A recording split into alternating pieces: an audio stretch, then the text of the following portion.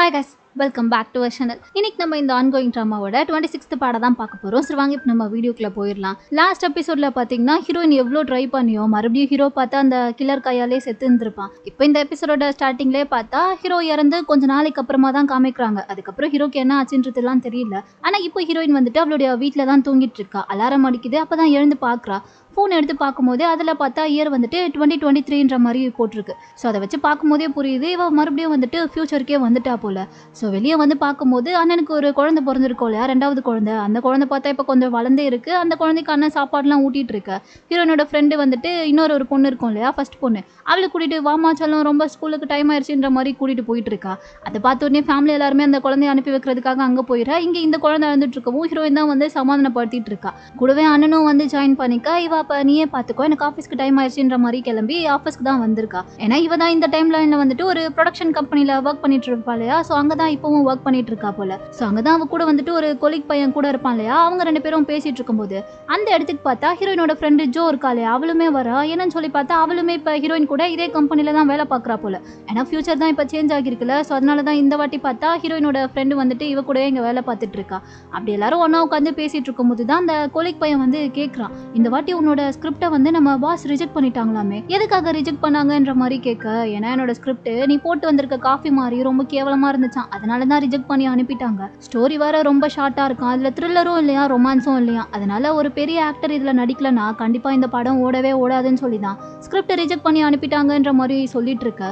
Friend இதை கேட்டுட்டு என்ன ஓடாது, நம்ம பாஸுக்கு இதை பத்தின அறிவே கொஞ்சம் கூட இல்லை, எதுவுமே தெரியல. போன வாட்டி ஒரு படம் எடுத்தாங்களே, ஏதோ ஏலியனு மெர்மைடுன்னு சொல்லிட்டு காமெடியா ஒரு கான்செப்ட், அந்த படத்தெல்லாம் மனுஷன் பாப்பானான்னு சொல்லிட்டு இவ பேசிட்டு இருக்கும்போதே கரெக்டா பாஸ் பார்த்து அங்க வந்துட்டாங்க. அது தெரியாம இவ பாட்டுக்கு அவங்கள பத்தியே கழுவி ஊத்திட்டு இருக்கா. அவங்களும் பின்னாடி நின்று இதெல்லாம் கேட்டுட்டு இருக்காங்க. ஹீரோயின் வேற போதுண்டி பேசாதடின்ற மாதிரி தலையை ஆட்டிட்டு இருக்கா. ஆனால் அது புரியாமல் இவ பாட்டுக்கு அவங்கள திட்டிகிட்டே இருக்கும்போது கரெக்டாக இப்போ தான் பார்த்தா அந்த பாஸ் வந்ததே பார்க்குறா. அவங்கள பார்த்து அடுத்த செகண்டே பார்த்தா அப்படியே பிளேட்டை திருப்பி போட்டு பேச ஆரம்பிச்சிட்டா. நம்ம பாஸ் மாதிரி ஒரு ஸ்ட்ராங்கான லேடி நான் இது வரைக்கும் பார்த்ததே கிடையாது. போன வாட்டி அவங்க கொடுத்த படம் பார்த்தல எவ்வளோ பில்லியன் நமக்கு ப்ராஃபிட் வந்திருக்குன்னு சொல்லிட்டு, இதுக்கு எல்லாமே காரணம் அவங்க தான்ன்ற மாதிரி சொல்லிட்டு இவ பாட்டுக்கு நைஸாக 4 பீட்டை போட்டுட்டு அங்கேருந்து எஸ்கேப் ஆகி போயிட.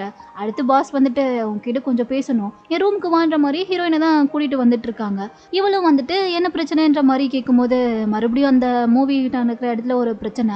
ஸோ நீ தான் போய் அந்த ஆக்டர் கிட்ட பேசணுன்ற மாதிரி சொல்கிறாங்க. ஏன் என்னாச்சு இந்த வாட்டி அந்த ஆக்டருக்கு என்னவா ப்ராப்ளம்ன்ற மாதிரி கேட்கும்போது அவன் மூவியில் கிஸ் சீன்லாம் இருந்தால் அதெல்லாம் நடிக்க மாட்டானான்ற மாதிரி சொல்ல. ரொமான்டிக் மூவியில் எப்படி மேம் கிஸ் சீனே இல்லாமல் எடுக்க முடியுன்ற மாதிரி இவ கேட்குறா. அது உனக்கும் எனக்கும் புரிஞ்சு என்ன பிரயோஜனம், அந்த ஆக்டருக்குலாம் புரியணும். ஸோ அதனால் டேரக்டர் வந்துட்டு இவனை வச்சுக்கிட்டு படம் எடுக்க முடியாதுன்னு சொல்லிட்டு இருக்காரு. நம்மளால அவனை இல்லாமல் படம் எடுத்தால் நமக்கு ப்ரொடக்ஷனில் காசே வராது. ஸோ நமக்கு வர வழியே இல்லை, நீ தான் போய் பேசி ஆக்கணுன்ற மாதிரி சொல்லிட்டு இருக்காங்க. நான் போய் பேசினா மட்டும் அவன் என்ன புரிஞ்சுக்கிட்டு ஓகே சொல்லி ஒத்துக்குவா போறான்ற மாதிரி கேட்க, அதுதான் உன்னுடைய டாஸ்கே, அவனை எப்படியாச்சும் ஒத்துக்க வச்சிரு. ஏன்னா நம்ம கம்பெனியோட சிஇஓவோட மருமகன் தான் அவன், அது உனக்கு தெரியும்ல, அதை ஞாபகம் வச்சுக்கோ, அப்பதான் நமக்கு காசு வரும்ன்ற மாதிரி சொல்லிட்டு இவங்க ஹீரோயினை அனுப்பி வைக்க. இவ்வளவு வர வழியே இல்லாம அந்த ஆக்டர் கிட்ட பார்த்து பேசணுன்றதுக்காக அந்த ஷூட்டிங் நடக்கிற இடத்துக்கு தான் வரா. அங்க வந்து பார்த்தா அவன் பாட்டுக்கு சும்மா ராஜா பகவத் மாதிரி கால் மேல கால் போட்டு திமிரா உட்காந்துட்டு இருக்கான். இவ பார்த்துட்டு இவனுக்கு எவ்வளவு திமிரு பாத்தியான்ற மாதிரி சொல்லிட்டு கிட்ட அப்படியே முறைச்சிக்கிட்டே வந்தவ. அவன் கிட்டயும் போயிட்டு இப்படி முறைச்சிக்கிட்டே பேச முடியும். ஸோ லைட்டா கொஞ்சம் பொறுமையா தான் பேசி பார்க்கணும்னு சொல்லிட்டு கொஞ்சம் அப்படியே பம்பிக்கிட்டே தான் வந்து பேச உட்கார்றா.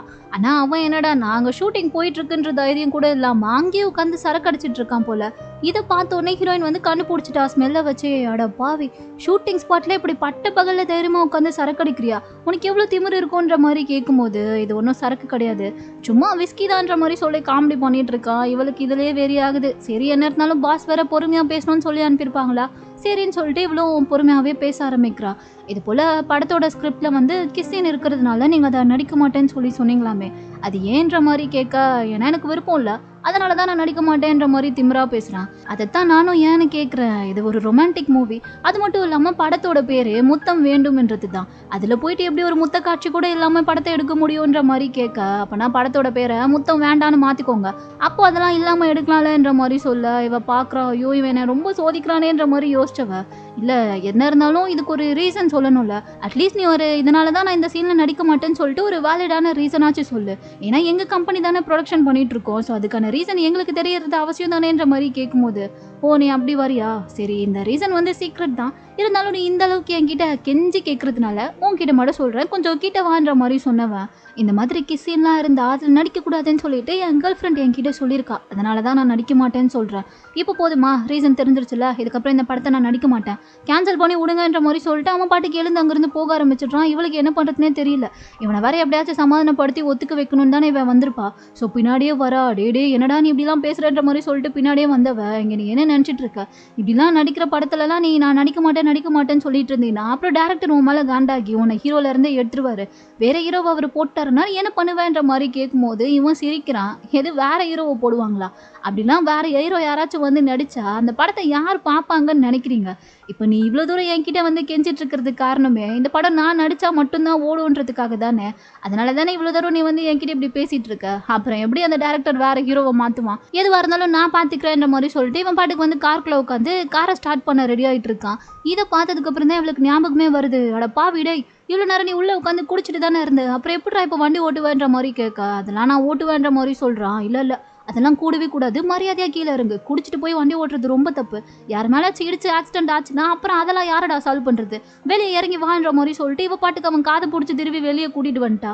இது எல்லாமே பார்த்தா அங்கேருந்து சிசிடிவியில் ரெக்கார்ட் ஆயிடுச்சு போல. ஸோ அதனால அவங்க ஹீரோயின் மேலே கேஸை கொடுக்கவும் இப்போ ஹீரோயினை கூட்டிகிட்டு வந்து மறுபடியும் போலீஸ் ஸ்டேஷனில் தான் உட்கார வச்சிருக்காங்க. அவள் கெஞ்சிட்டு இருக்கா, சார் ஆக்சுவலாக நான் எந்த தப்புமே பண்ணலை, அவன் தான் குடிச்சிட்டு வண்டி ஓட்டுறதுக்காக போனான், அதை ஸ்டாப் பண்ண தான் அவன் காதை பிடிச்சி திரும்பினேன்ற மாதிரி சொல்லிட்டு எவ்வளவோ சொல்ல வரா. ஆனால் அங்கே இருக்க போலீஸ் ஆஃபீஸர் அதை கேட்கவே மாட்டேங்கிறாரு. ஏன்னா கம்ப்ளைண்ட் கொடுத்தது வந்து பெரிய ஹீரோ, அதுக்கு வேற சிசிடிவி ரெக்கார்டு வேற ஃபுட்டேஜா எவிடன்ஸ் இருக்குல்ல. ஸோ அதனால தான் அவர் வந்துட்டு இது போல சொல்லிட்டு இருக்காரு, நீ சொல்றதெல்லாம் நம்ப முடியலன்னு சொல்லிட்டு. அது மட்டும் இல்லாமல் ஹீரோயினோட பாஸ் வேற கரெக்டாக அவளுக்கு கால் பண்ணி நான் உன்னை எதுக்கு அங்கே அனுப்பி வச்சா, நீ அங்கே எவ்வளோ பெரிய வேலையை பார்த்துட்டு வந்துட்டு இருக்க, இதுக்கப்புறம் அவன் படத்தில் நடிக்கவே மாட்டேன்னு சொல்லி பேசிட்டு இருக்கான். ஸோ வேற வழியே இல்லை, நீ அங்கே சண்டைலாம் போடாமல் தயவு செஞ்சு வாய மூடிட்டு அப்பாலஜி லெட்டரை மட்டும் எழுதி கொடுத்துட்டு வந்து சேருன்ற மாதிரி சொல்லவும் இவளுக்கு வேற வழி என்ன இருக்குது, அவங்க சொல்கிறது தானே கேட்டாகணும். சரின்னு சொல்லிட்டு அப்பாலஜி லெட்டரை தான் உட்காந்து இப்போ எழுதிட்டு இருக்கா.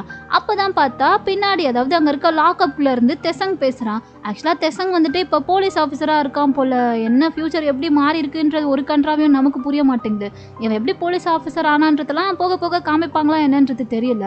அவனை இவ பார்த்துட்டு நீ என்னடா இங்கே பண்ணுற, நீ ஒரு போலீஸ் தானே, லாக்அப்குள்ளே இருக்கேன்ற மாதிரி கேட்கும்போது அது எனக்கு நைட் டியூட்டி, என்னுடைய ரூமில் தூங்குறதை விட இந்த லாக்அப்பில் தூங்குறது தான் எனக்கு என்னமோ ரொம்ப பிடிச்சிருந்துச்சு, அதனால தான் இங்கேயே தூங்கிட்டு இருந்தேன்ற மாதிரி சொல்ல இவ அதை கேட்டுட்டு கரெக்டு தான், நீ எல்லாம் எப்படி போலீஸ் ஆனன்றது தான்டா எனக்கு இப்போ வரைக்கும் புரியல, உனக்கு கரெக்டான இடம் அந்த லாக்அப் தான், உள்ளே கெடன்ற மாதிரி சொல்ல அப்பாலஜி லெட்டர் உனக்கு எழுத தெரியுமா தெரியாதான்ற மாதிரி இவன் கேட்குறா. இவளுக்கு உண்மையாகவே எப்படி எழுதுன்னு தெரியாமல் தான் இவ்வளோ நேரம் முழிச்சிட்டு உட்காந்துட்டு இருந்திருப்பா. ஆனால் இப்போ அவன் அப்படி கேட்டதுமே கெத்து போயிடக்கூடாதுன்னு சொல்லிட்டு அதெல்லாம் எனக்கு எழுத தெரியும், நீ வாய மூடுன்ற மாதிரி சொல்ல சரி அப்போ நீயே எழுதி முடிச்சுட்டு வா 2 பேரும் சாப்பிட்டு போகலாம், எனக்கு ரொம்ப பசிக்குதுன்ற மாதிரி சொல்ல இவ உடனே சரி உனக்கு சாப்பாடு கூட நான் வாங்கி தரேன், கொஞ்சம் அப்பாலஜி லெட்டர் மட்டும் எழுத ஹெல்ப் பண்ணுறியான்ற மாதிரி கேட்டுட்டு இருக்கா. இவனுக்கு சிரிப்பாக வருது, இப்போ தான் கேட்டதுக்கு ஏதோ எழுத தெரியும்னு சொன்னேன், இப்போ என்னடா என்கிட்டயே ஹெல்ப் கேட்குற, சரி ஏதோ ஹெல்ப் பண்ணுறேன், ஆனால் சோர்லாம் நீ தான் மறக்காமல் வாங்கி கொடுத்துடணுன்ற மாதிரி சொல்லிட்டு தெசங் சொல்ல தான் இப்போ அப்பாலஜி லெட்டர்லாம் எழுதிட்டு இருக்கா. ஒரு வேலையை அதெல்லாம் எழுதி முடிச்சதுக்கப்புறமா 2 பேருமே பார்த்தா சாப்பிட்றதுக்காக தான் வந்திருக்காங்க.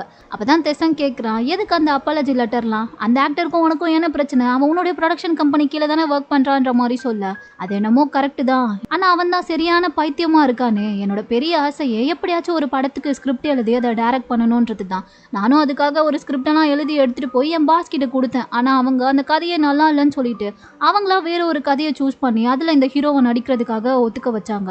அவன் என்னடானா அதில் கிஸ்ஸின் இருக்குன்னு சொல்லிட்டு அதை நடிக்கவே மாட்டேன்னு சொல்லிட்டு பிரச்சனை பண்ண ஆரம்பிச்சிட்டான். ஸோ அதனால தான் அவனை எப்படியாச்சும் ஒத்துக்க வச்சு அந்த படத்தில் நடிக்க ஓகே சொல்லணுன்றதுக்காக நான் அவன் கிட்ட போய் பேச போனேன். ஆனால் போன இடத்துல அவன் என்னடானா குடிச்சிட்டு டிரைவ் பண்ணுறதுக்காக போனான். அது பார்த்துட்டு என்னால் எப்படி சும்மா இருக்க முடியும், ஏதாச்சும் ஆக்சிடென்ட் ஆயிருந்துச்சுன்னா அது பெரிய பிரச்சனை ஆகும்ல. ஸோ அதனால தான் அவனை ஸ்டாப் பண்ணுறதுக்காக எனக்கு வேற வழி தெரியாமல் அவன் காதை பிடிச்சி இழுத்தேன். அது பார்த்தா அங்கே இருந்த சிசிடிவியில் ரெக்கார்ட் ஆனதுனால என்னை கூட்டிகிட்டு வந்து இப்படி போலீஸ் ஸ்டேஷனில் உட்கார வச்சு என் பாஸ் சொன்னதுனால நான் தேவையில்லாமல் அப்பாலஜி லெட்டர்லாம் வேற தப்பே பண்ணாமல் எழுதி கொடுத்துட்டு வந்தேன்ற மாதிரி சொல்லிட்டு இவ புலம்பிக்கிட்டே சரக்கடிச்சிட்டு இருக்க. தெசங்கும் பார்த்துட்டு ஓ அப்போ இதுதான் நடந்ததா, பேசாமல் நான் ஒன்று பண்ணிட்டுமா, அங்கே இருந்த சிசிடிவியில் என்ன ஆயிருக்கும்ன்றது கண்டிப்பாக ஃபுல்லாக ரெக்கார்டாக இருக்கும்ல, ஸோ அதை வேணால் நான் உனக்காக கலெக்ட் பண்ணி ஹெல்ப் பண்ணுறேன், அப்போ உன் மேலே எந்த தப்பும் இல்லைன்றது தெரிஞ்சிடும்லன்ற மாதிரி சொல்ல இவ பார்த்துட்டு என் மேலே எந்த தப்பும் இல்லைன்றது தெரிய வந்துருச்சுன்னா அதுக்கப்புறம் அவன் மேலே தப்பு பண்ணான்றது தெரிஞ்சிடும் கிடைச்சிரும்ல, அது எங்கள் கம்பெனிக்கு தானே பிரச்சனை, ஏன்னா அவன் ஒரு பெரிய ஆக்டர் ஆச்சு. ஸோ அதெல்லாம் ஒன்றும் வேண்டான்ற மாதிரி சொல்லிட்டு இருக்கா. கன்ஃபார்மா என்னால் உனக்கு ஹெல்ப் பண்ண முடியும், உனக்கு வேணாமான்ற மாதிரி தெசங் கேட்க, இப்பா வேணாம்ப்பா ஆளை விடுன்ற மாதிரி சொல்லிட்டு இருக்கா. சரி எதுக்காக அவன் கிஸ்ஸினில் நடிக்க மாட்டேன்னு சொன்னான்ற மாதிரி இப்போ தெசங் கேட்கும்போது, ஏதோ அவன் கேர்ள் ஃப்ரெண்ட் சொன்னானா, அதனால தான் அவன் அப்படி பண்ணிட்டு இருக்கான்ற மாதிரி சொல்லும்போது, அவன் கேர்ள் ஃப்ரெண்ட் சொல்லி தான் கேட்குறானா, அந்த அளவுக்கு அவன் நல்ல பையனா, அப்போ அந்த பொண்ணு எவ்வளோ நல்ல பொண்ணா இருப்பா, ஒருவேளை அழகா இருப்பாளோன்ற மாதிரி சொல்லிட்டு கேட்கும்போது, அதெல்லாம் எனக்கு எப்படிடா தெரியுன்ற மாதிரி சொல்லிட்டு இவ டென்ஷன் ஆகுறா. அப்போ நான் வேணா இனியூ கிட்ட கேட்கட்டுமா, இனியூக்கு கண்டிப்பாக அந்த பொண்ணை தெரிஞ்சிருக்க வாய்ப்பு இருக்குல்ல, அவன் கிட்ட சொல்லி என்ன அந்த பொண்ணுக்கு இன்ட்ரோ கொடுக்க சொல்லட்டுமா, அந்த பொண்ணுக்கு என்ன பிடிக்குமான்ற மாதிரி சொல்லிட்டு தெசங் லூஸ் மாதிரி பேசிட்டு இருக்க. ஹீரோயினும் அப்பதான் வந்துட்டு இனியூக் பேரை கேட்டதுமே லைட்டாக கொஞ்சம் ஹீரோவை பற்றி யோசிக்க ஆரம்பிச்சிட்டா. அது மட்டும் இல்லாமல் இவங்க உட்காந்து சாப்பிட்டுட்டு இருக்க இடத்துல கூட அட்வர்டைஸ்மெண்ட்ல பார்த்தா இனியூக்கோட ஃபோட்டோ தான் இருக்கு. ஆக்சுவலாக போன வாட்டி ஹீரோ ஆக்டராக ஐடலாக இருந்தப்பலாம் அங்கெல்லாம் ஹீரோவோட ஃபோட்டோ தான் இருந்திருக்கும், ஏன்னா அப்போ ஹீரோ தானே அதில் டாப்ல இருந்திருப்பான். ஆனால் இப்போ பார்த்தா இனியூக் டாப்ல இருக்கிறதுனால இனியூக்கோட ஃபோட்டோ தான் இருக்கு. ஸோ அதெல்லாம் பார்க்கும்போது இவளுக்கு வந்துட்டு ஹீரோவோட ஞாபகம் அதிகமாக வர ஆரம்பிக்கவும் என்ன பண்ணுறதுன்னு தெரியாமல் அதிகமாக பார்த்தா ட்ரிங்க் பண்ண ஆரம்பிச்சிட்றா. தெசங் எவ்வளவோ சொல்கிறான், உன்னால் ட்ரிங்க் பண்ணால் ஸ்டேபிளாக நடக்க கூட முடியாது, கொஞ்சம் பொறுமையாக குடின்ற மாதிரி சொல்ல, அதெல்லாம் நான் பார்த்துக்கிறேன்டான்ற மாதிரி சொல்லிட்டு இவ பாட்டுக்கு அதிகமாக ஊற்றி ஊற்றி குடிச்சவ அடுத்தது பார்த்தா நடக்க முடியாமல் நடந்து வந்துட்டு இருக்கா. சரின்னு சொல்லிட்டு பாவம் பார்த்து தெசங் தான் அவளை உப்பு மூட்டை தூக்கிட்டு வந்துட்டு இருக்கான். அப்போவே சொன்னல கம்மியாக குடின்னு சொல்லிட்டு, இப்போ பாரு உன் இஷ்டத்துக்கு நீ பாட்டுக்கு அவ்வளோ சரக்கு அடிச்ச, இப்போ நடக்க கூட முடியாமல் நான் தான் உன்னை தூக்கிட்டு வந்திருக்கேன்ற மாதிரி சொல்லிட்டு பேசிட்டே வந்துட்டு இருக்கும்போது அவள் ஸ்கார்ஃப் வேற கலண்டுருச்சா. ஸோ அதை பார்த்துட்டு தெசங் வந்து ஸ்கார்ஃப் ஒழுங்காக போடுன்ற மாதிரி சொல்லிட்டு இருக்கான். ஆனால் இவ இங்கே தூங்கவே ஆரம்பிச்சிட்டா போல. ஸோ அதனால என்ன பண்ணுறதுன்னு தெரியாமல் இவன் வந்துட்டு அங்கே இருக்க பெஞ்சில் அவளை உட்கார வச்சுட்டு அவளுடைய ஸ்கார்ஃப் எல்லாம் ஒழுங்காக சரி பண்ணிட்டு டாக்ஸி எதுவும் வருமான்ற மாதிரி பார்த்துட்டு இருக்கும்போது கரெக்டாக பார்த்தா ஸ்னோ வர ஆரம்பிச்சிருது. அதை பார்த்ததுமே ஹீரோயின் வந்துட்டு கண்ணை முழிச்சிட்டா, பாதி மயக்கத்தில் போதையில தான் இருக்கா. அப்போவும் அவளுக்கு வந்துட்டு அந்த ஸ்னோவை பார்க்கும்போது ஹீரோவோட ஞாபகம் தான் வந்துட்டு போகுது. ஏன்னா இப்போ ஹீரோ உயிரோட இருக்கானா என்னன்றதுலாம் தெரியல, ஆனால் இவளுக்கு வந்துட்டு ஹீரோவை பற்றின எல்லா மெமரிஸுமே இருக்கும் இல்லையா. ஸோ அதெல்லாம் நினச்சி பார்த்து அவன் கூட இருந்த எல்லா மூமெண்ட்ஸுமே யோசிச்சு பார்த்துட்டு பயங்கரமாக அழுகவே ஆரம்பிச்சிட்றா. இதை பார்க்கும்போது தெசங்குக்கு ஒன்றுமே புரியல. என்னடி ஆச்சு, ஏன் இப்படி அழுகிறன்ற மாதிரி கேட்க, எனக்கே தெரியல, ஆனால் அவனை நினைக்கும் போதெல்லாம் எனக்கு அழுக வருது, ஐ மிஸ் யூ சஞ்சய்ன்ற மாதிரி சொல்லிட்டு இருக்கா. இதை கேட்கும் போது தெசங்குக்கு புரியல, என்ன சொல்கிறேன்ற மாதிரி கேட்க, அவன் பேசுகிறதெல்லாம் கண்டுக்கவே இல்லை. நான் உன்னை ரொம்ப மிஸ் பண்ணுறேன் சஞ்சய்ன்ற மாதிரி சொல்லிட்டு ஹீரோவை நினச்சி தான் பயங்கரமாக ஃபீல் பண்ணி அழுதுட்டு இருக்கா. இப்போ அப்படியே கட் பண்ணால் அடுத்த நாள் தான் காமிக்கிறாங்க. ஹீரோயின் வந்துட்டு வழக்கம் போல் அவளுடைய ஆஃபீஸ்க்கு வந்துட்டா போல். அப்போ தான் கரெக்டாக தெசங் பார்த்தா மெசேஜ் பண்ணுறான், என்ன நேற்று குடித்த போதையில் என்னத்துக்கு உனக்கு தலைலாம் வலிச்சிருக்கணுமே, ஆனால் கரெக்டாக கிளம்பி ஆஃபீஸ்க்கு போயிட்டு இருக்க போலேன்ற மாதிரி கேட்கும்போது, ஆமாம்ப்பா எனக்கு ரொம்ப தலை வலிக்குது தான், இருந்தாலும் என்ன பண்ணுறது, அது மட்டும் இல்லாமல் நீ தானே என்ன நேற்றுக்கு சேஃபாக வீட்டுக்கு கூட்டிகிட்டு போய் விட்ட, ரொம்ப தேங்க்ஸ்டான்ற மாதிரி சொல்லிட்டு இருக்கா. இருக்கட்டும் தேங்க்ஸ்லாம் யாருக்கு தேவை, அடுத்த வாட்டியும் நீ தான் வந்து டின்னருக்கு காசு பே பண்ணுன்ற மாதிரி சொல்லிட்டு இவன் பாட்டுக்கு சும்மா அவள்கிட்ட மெசேஜ் பண்ணி விளையாடிட்டு இருக்க. போலீஸ்காரனாக இருந்துக்கிட்டு உனக்கு எப்படிரா அவ்வளோ டைம் கிடைக்குது, எப்போ பாரு டின்னர்னு சொல்லிட்டு சாப்பிட்றதுக்கு வந்துடுறியே, உனக்கு வேறு வேலையே இருக்காதா, ஆனால் எனக்கு நிறைய வேலை இருக்குது, ஸோ நான் அப்புறமா பேசுகிறேன்ற மாதிரி சொல்லிட்டு இவன் மெசேஜ் பண்ணிவிட்டு அடுத்து வந்து அவளுடைய பாஸ் பார்க்குறதுக்காண்டி தான் உள்ளே வரா.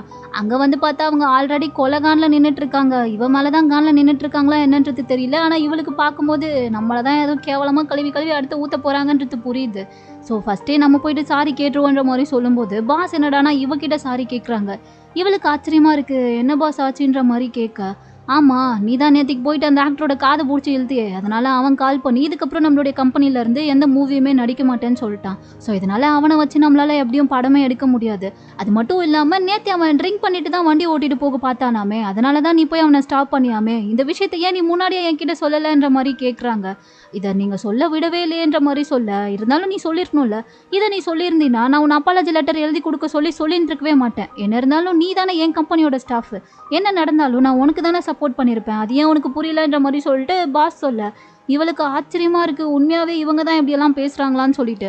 அதோட இப்போ பாஸ் வேறு, இதுக்கப்புறம் அவனை நம்பிட்டு இருந்தால் வேலைக்காகாது, ஸோ நம்ம வந்து ஸ்கிரிப்டை மாற்றிப்போம், நீ கூட ஏதோ ஒரு ஸ்கிரிப்ட் எழுதுனல, அது என்னாச்சு, அதை நான் பார்க்கலாமா, அதை வச்சு நம்ம ஏதாச்சும் மூவி டைரக்ட் பண்ணுவோன்ற மாதிரி சொல்லும்போது இவளுக்கு அவ்வளோதான் செம குஷியாயிருச்சு. உடனே அவங்கள கட்டி பிடிச்சிட்டு ரொம்ப தேங்க்ஸ்ன்ற மாதிரி சொல்லிட்டு இருக்கா.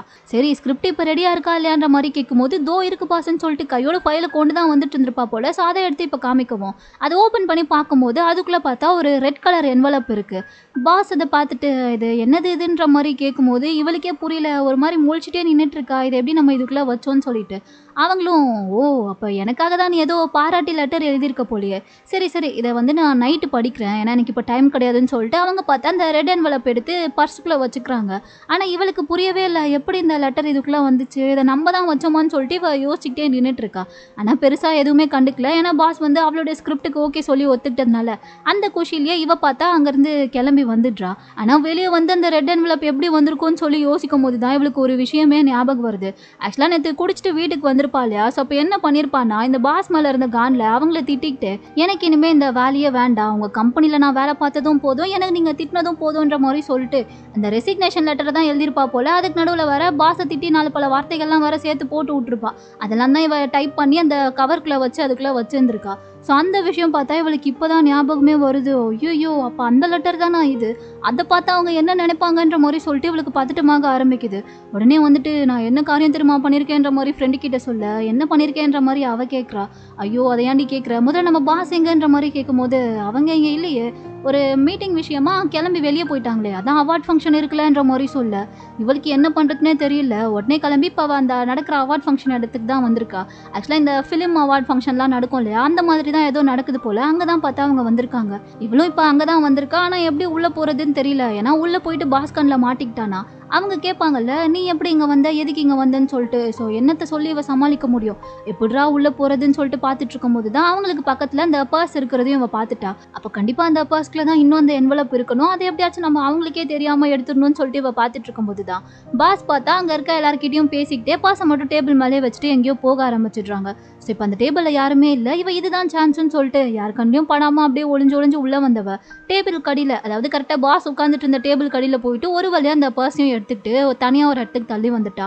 உள்ளே பார்த்தா என்வலப் இருக்குது. ஸோ அதை எடுத்து வச்சுக்கிட்டவ மறுபடியும் அவங்க வரத்துக்குள்ளே பர்ஸை மட்டும் எடுத்துகிட்டு போய் அந்த டேபிள் மேலேயே வச்சுட்டு நம்ம போயிடலான்னு சொல்லிட்டு அதை பர்ஸ் அங்கே வைக்கிறதுக்காக இவ போகும்போது தான் தெரியாதனமாக பார்த்தா ஆப்போசிட்டில் வந்து யார் மேலேயோ இடிச்சிடுறா. இடித்த வேகத்தில் இவ அப்படியே ஸ்டெப்ஸில் இருந்து கீழே விழற மாதிரி போகும்போது அந்த இடிச்ச ஆளும் பார்த்தா கரெக்டாக இவளை பிடிச்சிடுறான். யாருடா அதுன்னு சொல்லிட்டு பார்த்தா வேற யாரும் கிடையாது, ஹீரோ தான். அட பாவி பார்த்தா நீனும் சாகலையான்ற மாதிரி சொல்லிட்டு நம்மளும் ஒரு மாதிரி ஷாக்கிங்காக பார்த்துட்டு இருக்க. அப்போ தான் கட் பண்ணால் அப்படியே ஒரு ஃப்ளாஷ்பேக் சீனை காமிக்கிறாங்க. என்னன்னா ஹீரோ வந்துட்டு அந்த கில்லர் கத்தியால குத்துனதுக்கு அப்புறமா தண்ணிக்குள்ள விழுந்திருப்பான் இல்லையா? ஸோ அப்போ பார்த்தா ஹீரோவோட வாட்ச் வந்துட்டு மறுபடியும் டைம் ரீசெட் ஆகி அந்த டைம் டிராவல் மிஷினா மாறி இருந்திருக்கும். அதுக்கப்புறம் கொஞ்ச நேரம் கழிச்சு ஹீரோவோட பாடியை போலீஸ் எல்லாருமே சேர்ந்து மேலே கூட்டிட்டு வந்ததுக்கு அப்புறமா ஹீரோயின் பயங்கரமா அழுதுட்டே நின்றுட்டு இருந்திருப்பா. அப்பதான் வந்துட்டு ஹீரோவோட கையில இருக்க அந்த வாட்ச்ல மட்டும் ஒரு செகண்ட் லைட் ஆன் ஆகி ஆஃப் ஆகுறதை இவ நோட் பண்ணியிருந்திருப்பா. ஸோ அதை பார்த்ததுக்கு அப்புறம் தான் இவளுக்கு பார்த்தா ஒரு விஷயமே ஸ்ட்ரைக் ஆகிருக்கும். எப்பெல்லாம் வந்துட்டு ஹீரோ சாகுறானோ அவன் இறந்ததுக்கு அப்புறமா தான் இந்த வாட்ச் வந்து டைம் டிராவல் மிஷினா கன்வெர்ட் ஆகுதுன்றது இவளுக்கு அப்பதான் புரிய வந்திருக்கும். ஏன்னா ஃபர்ஸ்ட் இவ டைம் டிராவல் பண்ணி வந்தப்ப கூட ஹீரோ இறந்ததுக்கு அப்புறமா தானே இந்த வாட்ச் வந்து லைட் எரிஞ்சு டைம் டிராவல் மிஷினாவே மாறி இருக்கும். ஸோ அதையெல்லாம் யோசிச்சு பார்த்தவ அப்போ இதுதான் சொல்லி புரிஞ்சுக்கிட்டு உடனே ஹீரோவோட கையில் இருக்க அந்த வாட்சோட பட்டனை ப்ரெஸ் பண்ணுன்றதுக்காக கிட்ட வந்தவ அந்த வாட்சில் இருக்க பட்டனையும் ப்ரெஸ் பண்ணிட்டா. பார்த்தா அவன் நினச்ச மாதிரி இப்போ டைம் ட்ராவல் ஆகி ஒரு இடத்துக்கு வந்திருக்கா. அதுவும் எந்த டேட்டுக்கு வந்திருக்கான்னு சொல்லி பார்த்தா ஃபர்ஸ்ட் டைம் 2 பேருமே மீட் பண்ணியிருப்பாங்களே, அதாவது ஹீரோயின் வீட்டோட டெலிவரி வந்துட்டு ஹீரோ வீட்டில் மாற்றி டெலிவரி பண்ணிட்டு போனதுனால அதை கொடுக்கறதுக்காக ஹீரோ வந்திருப்பான்ல. அப்போ தானே ஹீரோயினும் வந்துட்டு அந்த டெலிவரி வாங்குறதுக்காக வந்திருப்பா. ஹீரோக்கு அவளை பார்த்தோன்னே பிடிச்சிருக்கும், லவ் பண்ண ஸ்டார்ட் பண்ணியிருப்பான். ஸோ அந்த டேட்டுக்கு தான் வந்திருக்கா. அதை பார்த்ததுமே இப்போ ஹீரோயின் என்ன பண்ணுறான்னா இவனை காப்பாற்றுறதுக்கு வேற வழியே கிடையாது, நம்ம மீட் பண்ணுறதையே நம்ம தடுத்தா மட்டும்தான் இவனை நம்மளால் காப்பாற்றவே முடியும்னு சொல்லிட்டு இப்போ அதே மாதிரி ஹீரோ வந்துட்டு அந்த டெலிவரி தப்பா வந்ததை ஹீரோயினோட வீட்டில் கொடுக்கறதுக்காக போகும்போது இவ அதை நின்று பார்த்துட்டு தான் இருக்கா. ஆனால் அந்த பார்சலை போய் இவ வாங்கலை. அதுக்கு பதிலாக ஹீரோ கண்ணில் படாமல் இவ பாட்டுக்கு தள்ளி போய் நின்றுடுறா. ஸோ ஹீரோவும் வந்துட்டு பார்சலை பாட்டுக்கு அவங்க வீட்டு வாசல்லே வச்சுட்டு அவன் பாட்டுக்கு உள்ளே போயிட. அதை பார்த்ததுக்கப்புறம் இவ எங்கே பார்த்தா பயங்கரமாக ஃபீல் பண்ணி அழுதுட்டு இருக்கா. என்னதான் ஒரு பக்கம் வந்துட்டு நம்ம மீட் பண்ணுறதையே தடுத்ததுனால இதுக்கப்புறம் ஹீரோவோட உயிருக்கு எந்த ஆபத்தும் இருக்காதுன்னு சொல்லி இவளுக்கு தெரிஞ்சாலும் ஹீரோக்கு இவளை பற்றின ஞாபகம் எதுவுமே இனிமே இருக்காதுல்ல. ஸோ அதனால தான் போல இவ பயங்கரமாக ஃபீல் பண்ணி அங்கேயே உட்காந்து அழுதுட்டு இருக்கா. இப்போ இது எல்லாமே நினச்சி பார்க்குறது யாருன்னு சொல்லி பார்த்தா ஹீரோயின் தான் போல. அவன் அப்படியே பார்த்துக்கிட்டு இங்கே நம்மளை பிடிச்சதும் ஹீரோ தான் சொல்லி தெரிய வர ஒரு மாதிரி கண்ணெல்லாம் கலங்கி அவனை பார்த்துட்டு இருக்க. ஹீரோக்கு உண்மையாகவே வந்துட்டு இவ யார் என்னன்றதுலாம் தெரியாது போல. ஏதோ ஒரு பொண்ணு கீழே விழ போயிருக்குன்னு சொல்லிட்டு தான் அவன் தெரியாமல் பிடிச்சானா, இல்லை உண்மையாகவே இவ யாருன்றதுலாம் அவனுக்கு தெரியுமா என்னன்ற ட்விஸ்டெல்லாம் இதுக்கப்புறம் போக போக எபிசோட்ஸில் தான் தெரியும். ஸோ இதோட இந்த ட்ராமாவோட 26th பார்ட் இங்கே முடிய. இதுக்கப்புறம் அடுத்து இன்னும் என்னெல்லாம் ட்விஸ்ட் இதில் இருக்குன்றத நம்ம நெக்ஸ்ட் எபிசோடில் பார்க்கலாம். இந்த வீடியோ உங்களுக்கு பிடிச்சிருந்தா லைக் பண்ணுங்கள், மறக்காமல் நம்ம சேனலுக்கு சப்ஸ்கிரைப் பண்ணுங்கள்.